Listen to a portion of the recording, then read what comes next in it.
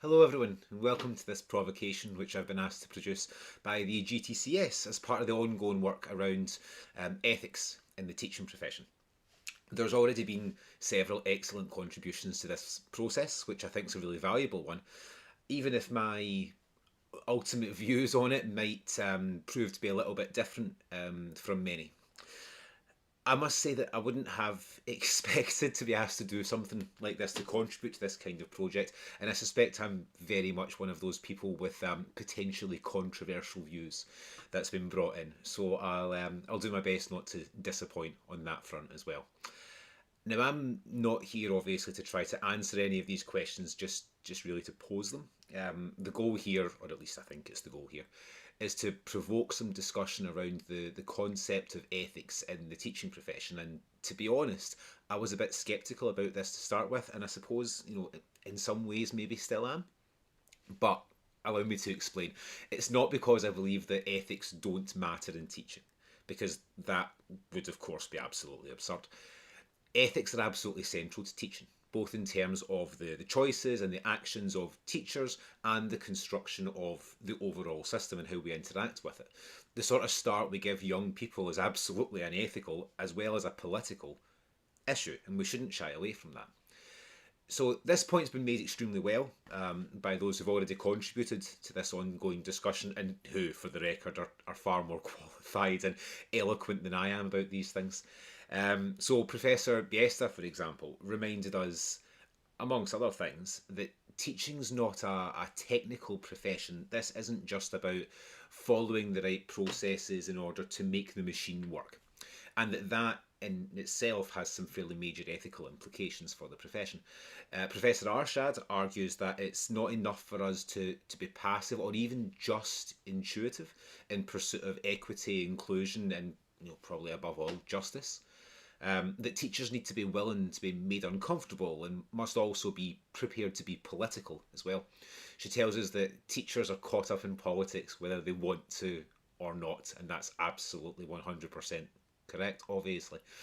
Dr. Smith raises questions about ethics of curricular and assessment structures, which I think is an excellent practical example of the way in which this kind of stuff matters, but also a good example, which I'll come on to, of where teachers' ability to actually act ethically as opposed to the ability to think ethically is, in actual fact, very heavily restricted. But I think it makes sense to start with, what I mean right now when I at least am talking about ethics for the purposes of this provocation. The existing provocations have been underpinned by different concepts of and specifics of the question of teacher ethics.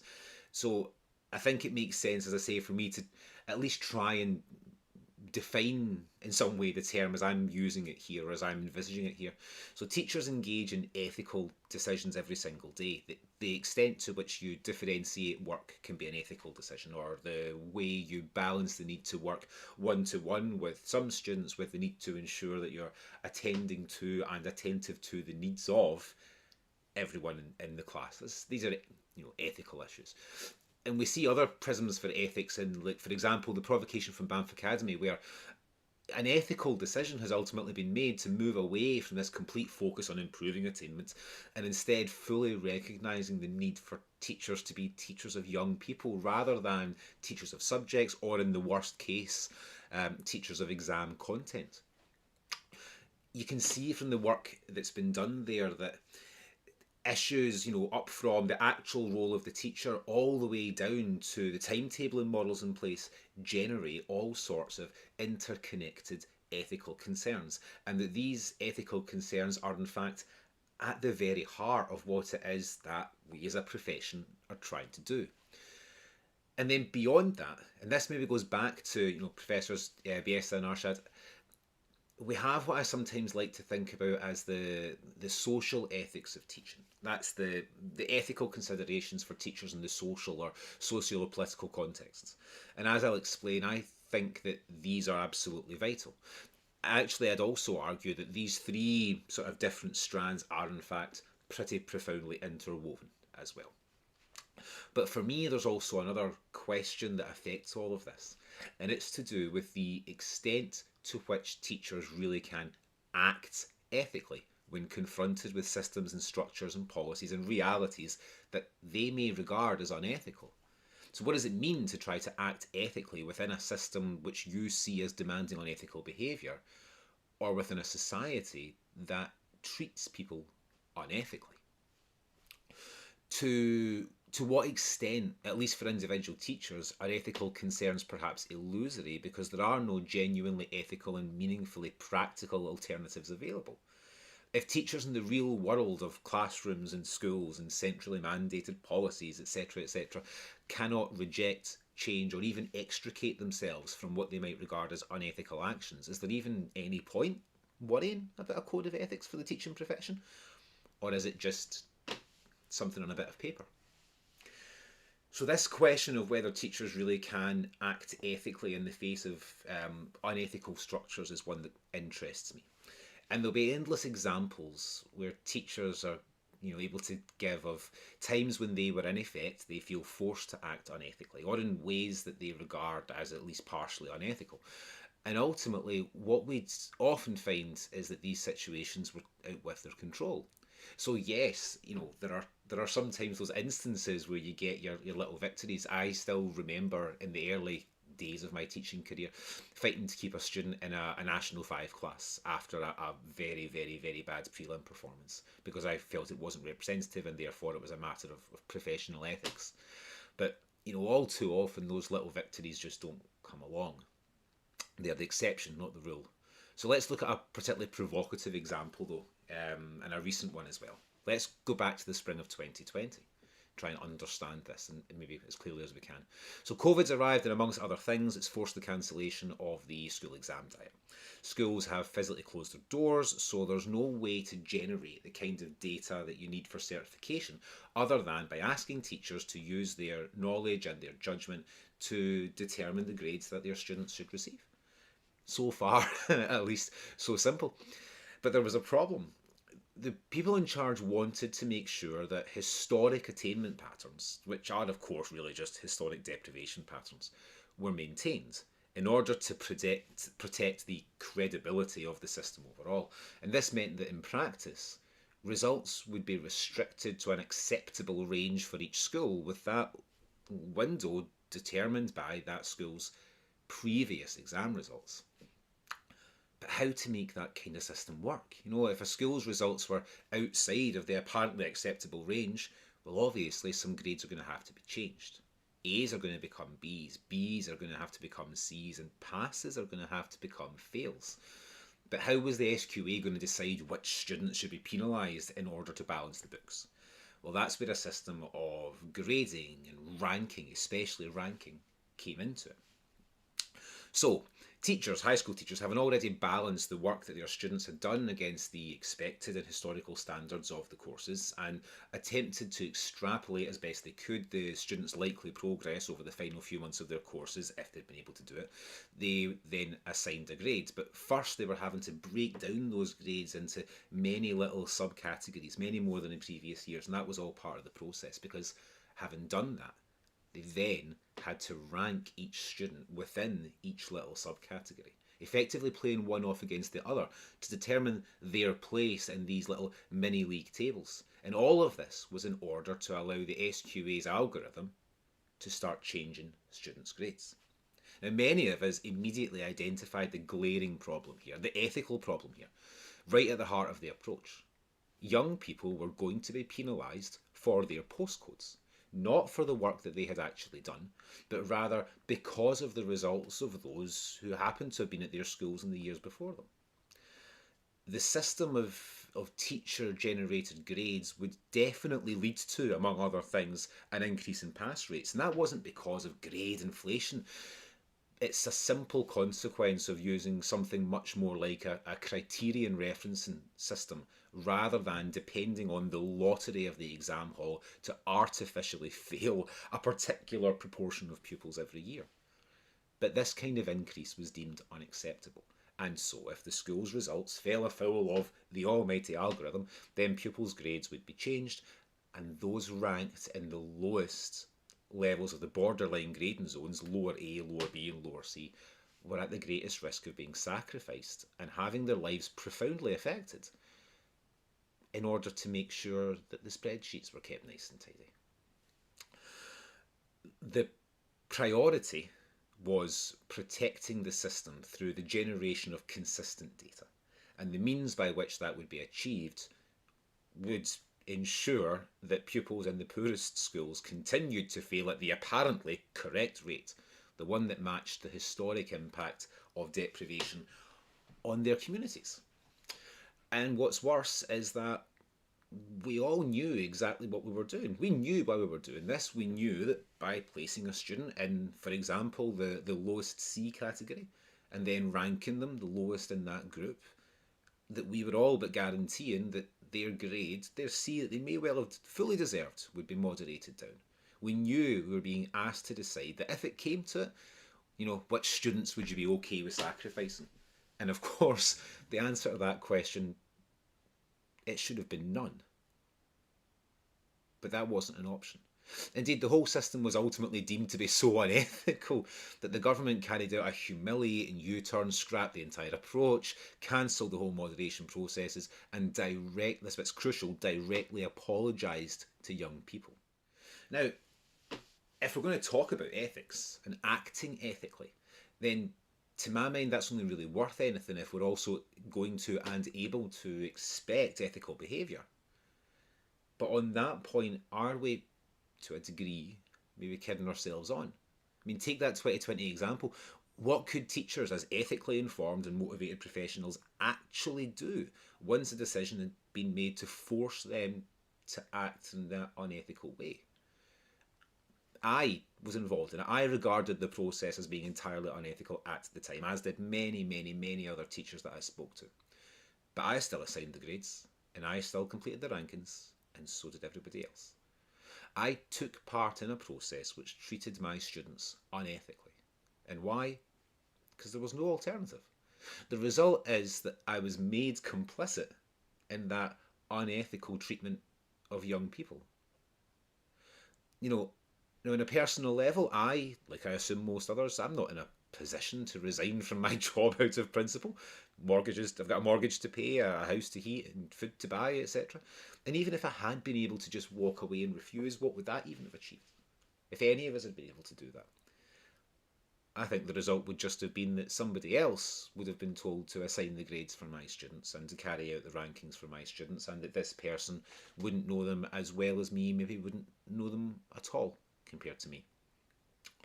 So how would my refusal to engage in what I thought of as an unethical process have benefited my students?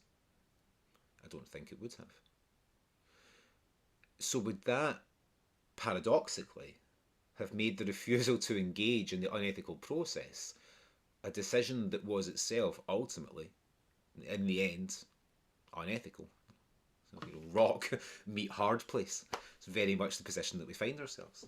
Now that's a particularly prominent example, and one where we even get the benefit of having an ultimate U-turn confirming those ethical failures for us. But it's not like it's necessarily a unique situation or anything like that. There's endless ways in which the systems and structures and processes of education in our education system can be considered and are considered by some to be unethical, and for every single one there are countless teachers who are ultimately forced to be complicit, which is the reality if you can't, in practical terms, refuse, or where your refusal wouldn't actually affect the ethical issue in the first place, or then maybe making it worse. And this pattern repeats over and over again, from issues like deferral of school starting ages up to the very structure of the examination system itself. But the question of ethics for teachers isn't just one in terms of the classroom and in schools. There's a big issue in just assuming that teachers can act ethically when actually so much of what teachers can do is deliberately constrained by the system, and when those constraints are then reinforced by teachers' own circumstances. Fair enough. But ethics in education goes beyond even that serious and, to be honest, potentially unresolvable problem. For teachers, the question of ethics can't, in my mind, apply only to the actions that are involved in teaching.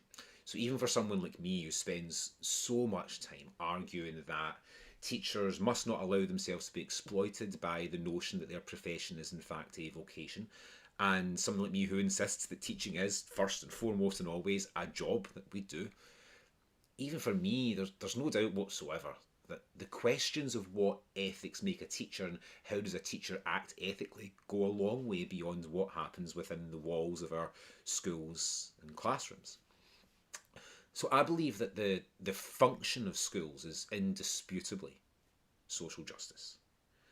Public schooling exists in order to mitigate the enormous inequality found across our existing society by attempting to equalise, so far as possible, the educational and developmental experiences of the next generation. I mean, the very first set of requirements in the GTCS standards for registration are social justice. And that's right. And it's described as the view that everyone deserves equal economic, political, and social rights and opportunities now and in the future.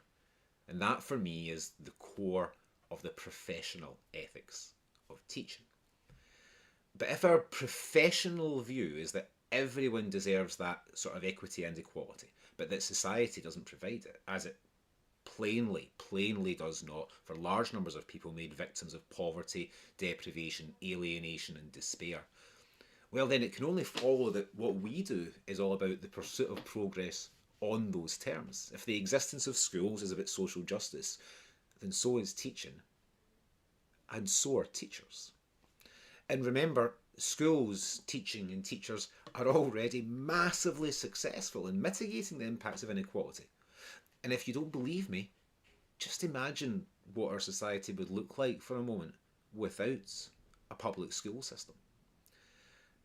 Public schooling is a spectacular success story of social justice. And Scotland, at least according to the all-important PISA rankings, is a world leader in that regard.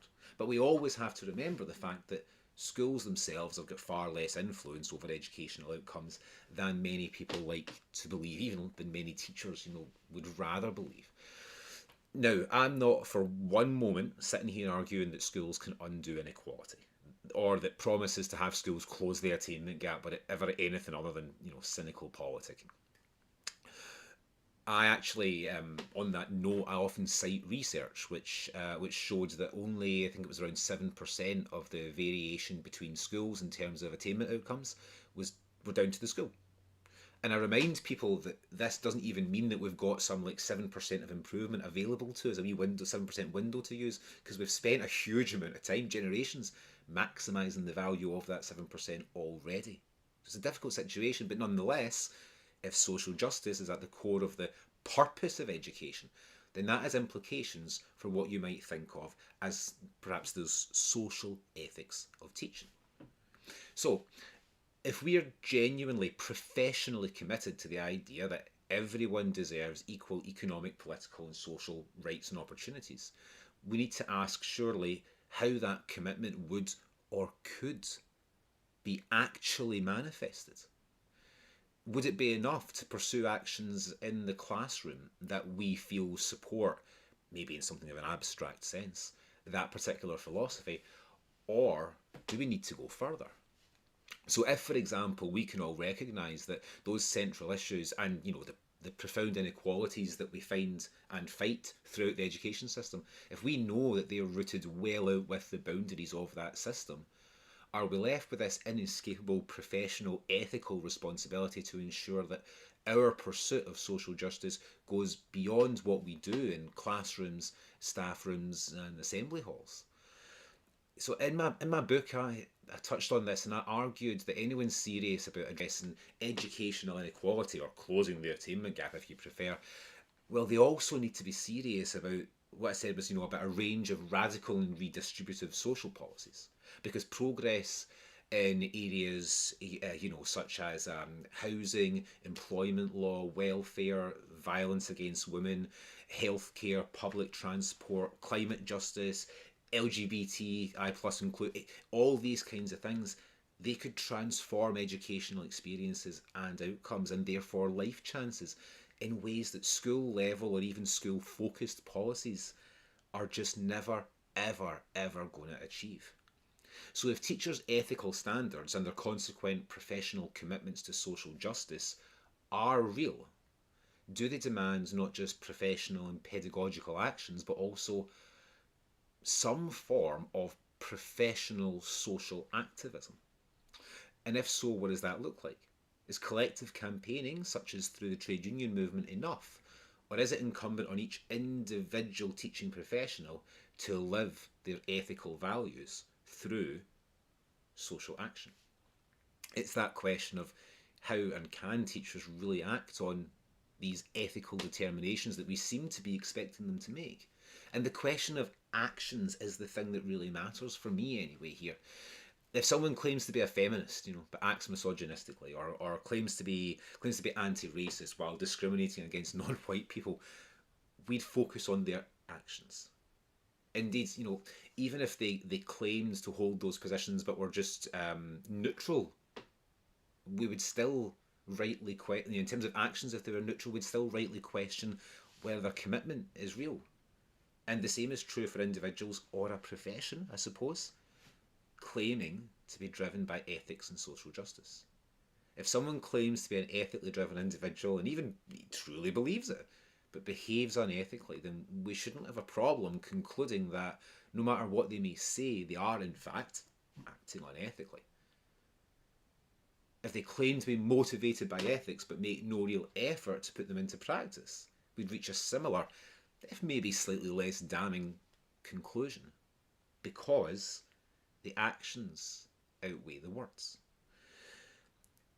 Now, yes, I strongly believe that ethics are vital to teaching at every single level, and that this is something that we should be much more explicit about, actually.